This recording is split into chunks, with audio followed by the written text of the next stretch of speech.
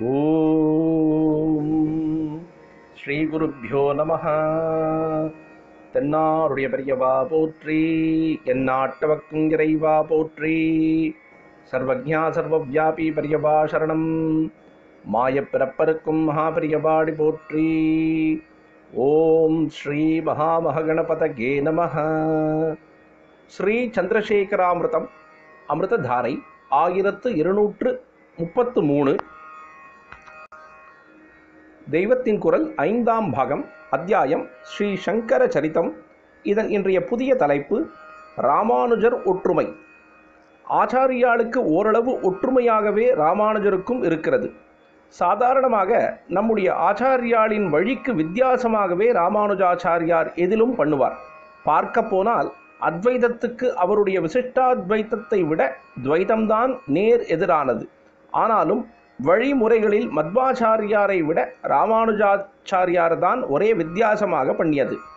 பிரம்மச்சரியத்திலிருந்தே சந்நியாசத்துக்கு போவது, சிகையை எடுத்து விடுவது, யஜ்ஞோபவீதத்தை அதாவது பூணூலை நீக்கிவிடுவது என்றெல்லாம் ஆச்சாரியாள் போலவேதான் மத்வரும் தம்முடைய சம்பிரதாயத்தில் வைத்தார். ஆனால் ராமானுஜரின் வழியிலோ சந்நியாசிகளுக்கு சிகையும் யஜ்ஞோபவீதமும் உண்டு. கிரகஸ்தாசிரமிகள் சந்நியாசி ஆகிறார்கள்.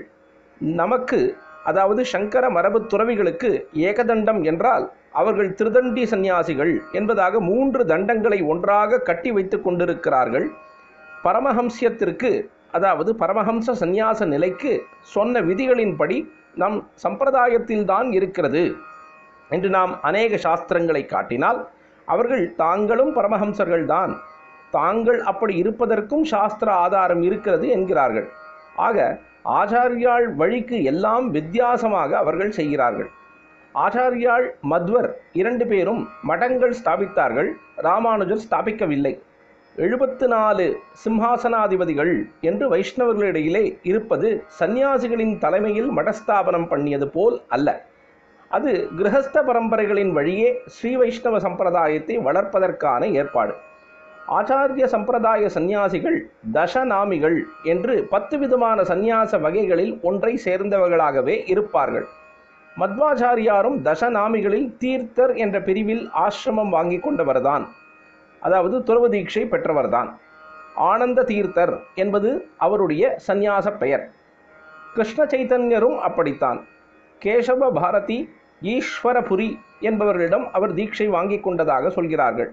பாரதி, புரி என்ற 2ம் தசநாமிகளில் வருவதுதான்.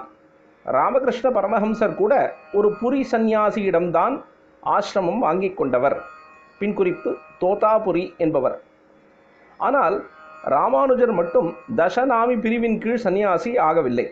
ஆரம்ப காலத்தில் அவர் ஆத்மசாஸ்திரம் படிக்க யாதவ பிரகாஷர் என்ற அத்வைதியிடம் போனார். ஆனால் குருவின் சித்தாந்தத்தை அவரால் ஒப்புக்கொள்ள முடியவில்லை என்று சொல்கிறார்கள். ஆனால் அது அவர் ஆசிரமம் வாங்கிக் கொள்வதற்கு முற்காலத்தில்தான். அத்வைத புஸ்தகங்களை பார்த்தால் யாதவ பிரகாஷர் என்று எவரை பற்றியும் தெரியவில்லை. ஆச்சாரியாளின் சித்தாந்தத்தை ஆக்ஷேபித்து அதற்கும் அதாவது அத்வைதத்திற்கும் பிற்பாடு ராமானுஜாச்சாரியார் ஸ்தாபித்த விசிஷ்டாத்வைதத்திற்கும் நடுவாந்தரமாக பேதாபேதம் என்ற சித்தாந்தத்தை பாஸ்கராச்சாரியார் என்கிறவர் ஸ்தாபித்திருந்தார். அவருடைய கொள்கைகளையே பெரும்பாலும் அனுசரித்தவராகத்தான் யாதவ பிரகாஷர் என்று ஒருத்தர் இருந்ததாக தெரிகிறது. ஆச்சாரியாள் சித்தாந்தத்தை கண்டனம் பண்ணி பிற்காலத்தில் ஏற்பட்ட ராமானுஜ சித்தாந்தத்துக்கு கிட்ட வருகிற ஒரு சித்தாந்தம் அவருடையது என்று தோன்றுகிறது. அவர் செய்ததாக தெரிய வரும் பிரம்மசூத்திர பாஷ்யம் இப்பொழுது நமக்கு கிடைக்கவில்லை. பிரத்தியார் கோட் செய்வதிலிருந்தே அவருடைய கொள்கைகளை பற்றி அனுமானிக்க முடிகிறது. ஆச்சாரியாள் வர்ணாசிரம தர்மங்களை வலியுறுத்தி நிலைநாட்டினார். ராமானுஜாச்சாரியார் அவற்றை அவ்வப்பொழுது இழக்கி கொடுத்ததாக ஸ்ரீ வைஷ்ணவ குரு பரம்பரை கதைகளில் நிறைய பார்க்கிறோம். ராமானுஜ பாஷ்யங்களை பார்க்கும் பொழுது அவரும் வர்ணாசிரம தர்மானுஷ்டானத்தை தான் வலுவாக ஆதரித்தார் என்று தெரிகிறது. ஆனாலும் அவருடைய சம்பிரதாயஸ்தர்கள் இப்படி பல கதைகள் சொல்கிறதையும் கொஞ்சம் கவனிக்கத்தான் வேண்டியிருக்கிறது. மத்வாச்சாரியார் நம்முடைய ஆச்சாரியர்களைப் போலவே தீவிரமான வர்ணாசிரமங்களை விதித்தவர். ஆச்சாரியாளின் வழிகளுக்கெல்லாம் முழுக்க வித்தியாசமாக ராமானுஜர் பண்ணியது ஏன்? மத்வர் ஏன் அவ்வளவு வித்தியாசமாக போகவில்லை என்று கேட்டால் ஒரு காரணம் தோன்றுகிறது. ஆச்சாரியாளுக்கு அடுத்தாற் போல வந்தவர் ராமானுஜர் தான். அவருக்கு அப்புறம்தான் மத்வாச்சாரியார் வந்தார். ஒவ்வொருவரும் தமக்கு முந்தி வந்தவருக்கு மாறாக சித்தாந்தம் பண்ணினார்கள். சித்தாந்தத்தில் மட்டும் வித்தியாசம் என்று இல்லாமல் மற்ற நடைமுறைகளிலும் வித்தியாசமாக போனால்தான் புதுசாக வந்தவர்களை லோகத்திற்கு ஸ்வச்சமாக தனிப்படுத்தி காட்ட முடியும்.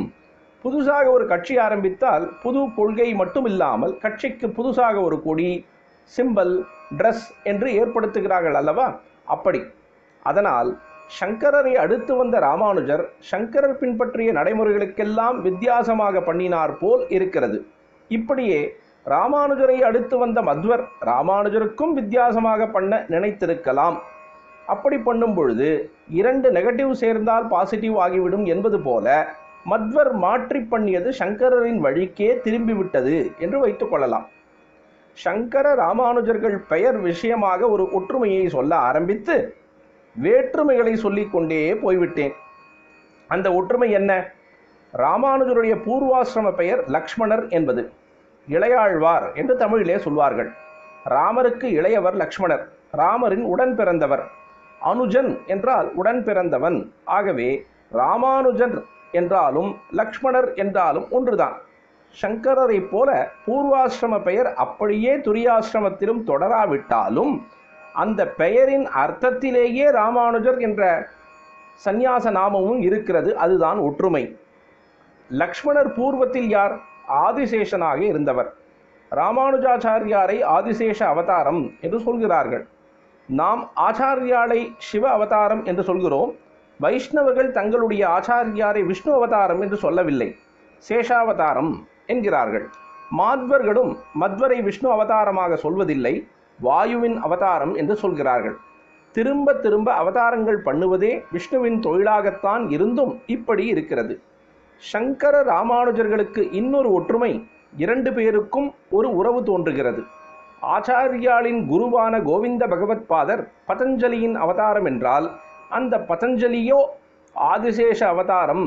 அதே ஆதிசேஷனின் அவதாரமாகத்தான் ஸ்ரீ வைஷ்ணவர்கள் ராமானுஜரை சொல்கிறார்கள். நம்முடைய பகவத் பாதாளுக்கும் ராமானுஜாச்சாரியாளுக்கும் இன்னொரு பெரிய ஒற்றுமை, 2 பேருடைய ஜெயந்தியும் ஒரே நாளில் வருவது. நாம் ஜன்ம திதியான பஞ்சமியை வைத்து ஜெயந்தி கொண்டாடுகிறோம்.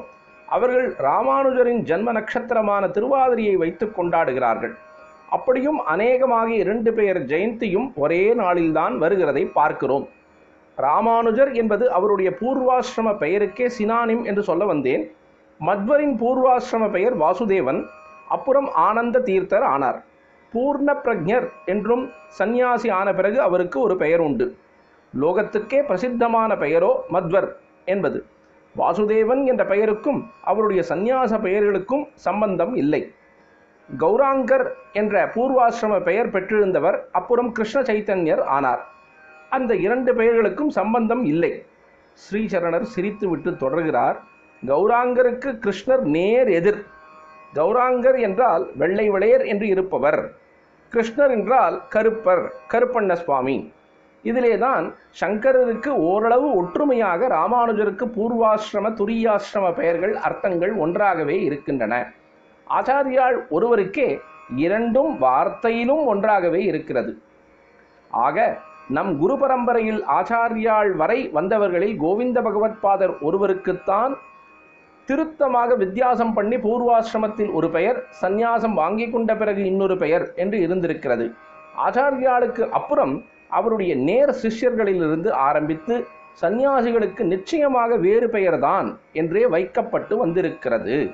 அமிர்தம் தொடர்ந்து பொழியும். பிரதோஷ சங்கர பிரத்யக்ஷ சங்கர தென்னாருடைய பெரியவா போற்றி, எந்நாட்டவர்க்கும் இறைவா போற்றி. சர்வஜ்ஞா சர்வவியாபி பெரியவா சரணம். மாயப் பிறப்பருக்கும் மகா பெரியவாடி போற்றி.